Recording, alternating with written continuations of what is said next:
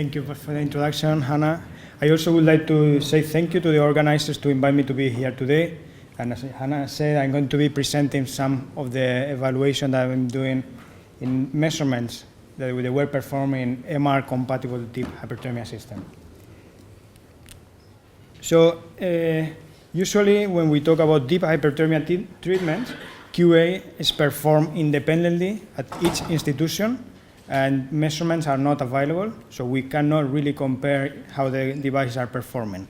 As far as we know, the only measurement or evaluation that was performed for multiple institutions with a single phantom, it was performed by Peter Bush in 1995, and using the Sigma 60, that is a non-MR applicator.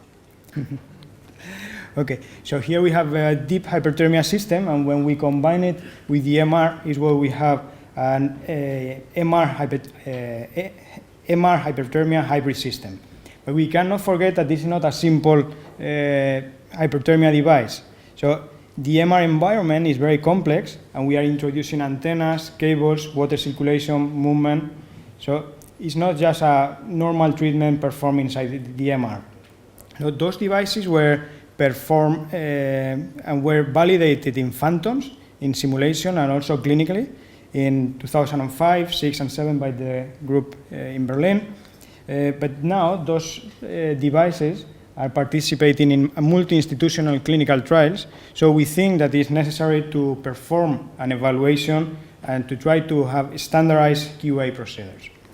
So what we did is that we tried to evaluate those devices, but the evaluation was simple because we have 5 different centers. We have Düsseldorf, Rotterdam, Erlangen, Munich, and Tübingen. Those are all the institutions with MR-guided hyperthermia system at the moment. Then we have 3 different hyperthermia applicators, that they are the BSD designed to operate inside Siemens, the BSD designed to operate inside the GE scanner, and finally the universal applicator that it has been recently designed to operate in any MR. So the BSD, the Sigma I devices, they are a specific custom design, and the universal applicator can be used in any MR with a whiteboard. And just to finish, we have 3 different scanners. So we have 3 Siemens scanners, we have 1 GE, and then we have a Philips engineer. So it's a quite complex set of ingredients in our evaluation. So the first thing it was to develop an anthropomorphic phantom. So this phantom has human representative dimensions, and we have plastic spine and pelvic bones inserted. We also inserted catheters that facilitate the location of Baumann probe sensor for temperature measurements. So here we can see how it looks with the catheters, and then finally this phantom, it was a mix of agar and sodium benzoate. So we wanted to follow as close as possible the clinical application. So here we have an example of the device in a Siemens system, and here we have the device in our GE applicator in Rotterdam. So we start our methodology inserting the phantom and aligning the phantom with the center of the applicator. We have a laser system for this. And once it's in the right position, we fill up the water bolus, and then we insert the Baumann probe sensors through this location. And here we can see an axial image with the identification of the catheters at the center location. So this image, it would correspond with a cut around the center of the applicator. The methodology that we follow is that first we run a high-resolution scan with power off, and with this scan, what we want to get is an image of the phantom. We validate the positioning, the lateral and top and bottom positioning. We also check if there's any air pockets in the water bolus or between the phantom and the water bolus.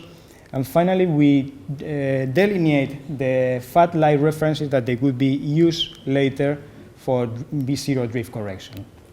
So then we run 2 MR scans that they are with power off, so those are the baselines, and then we run 8 sequential scans with power on.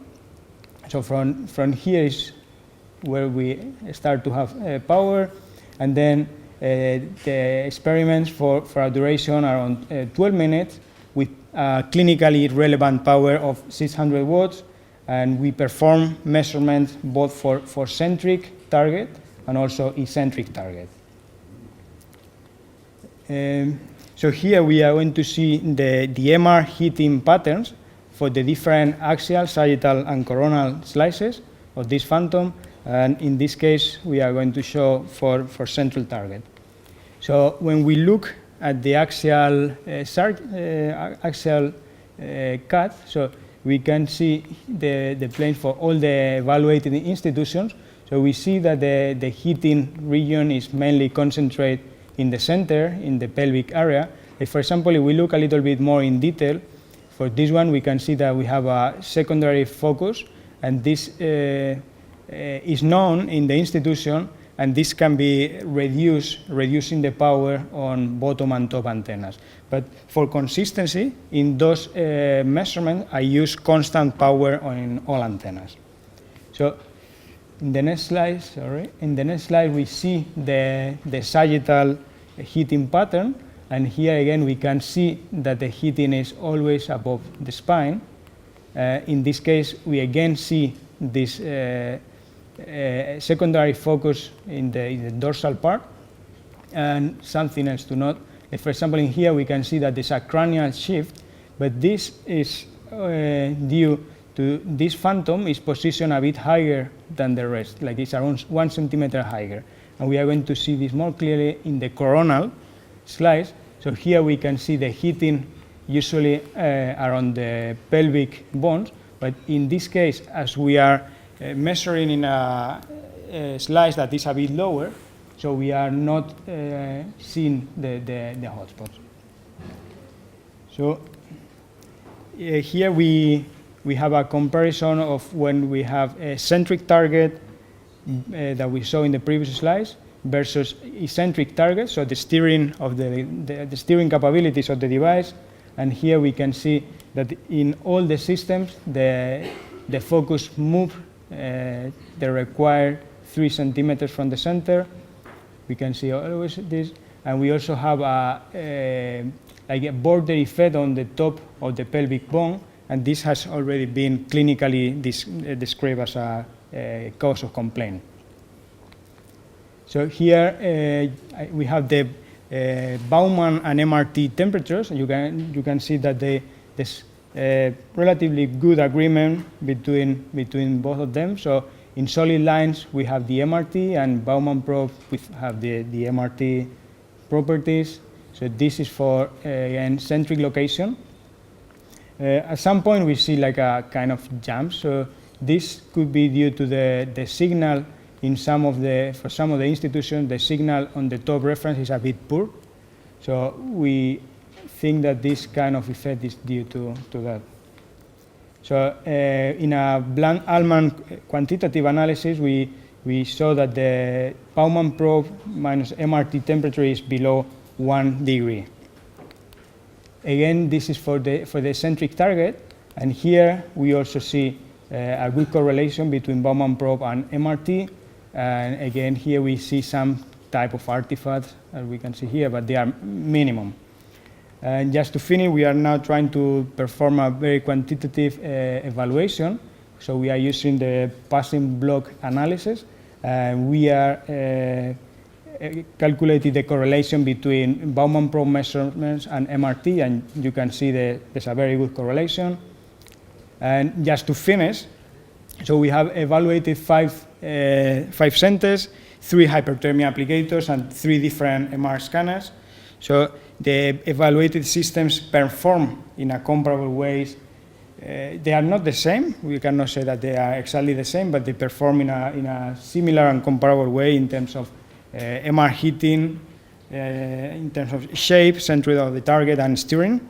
And we can see that the MRT resembles the Baumann probe measurements, And just to finish that, we saw that very small difference in positioning with the phantom, small difference in sub-centimeters may affect the evaluation of this complex MRT. And just to finish, I want to say thank you to all the collaborators. They have been a lot.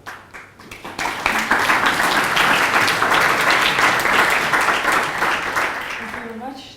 Are there any questions from the audience? For the eccentric target position, which target's value was it? We were targeting like 0, 0. The 0, 0 position. And the other? 3, 0. 3, 0. Yes. Okay, thanks.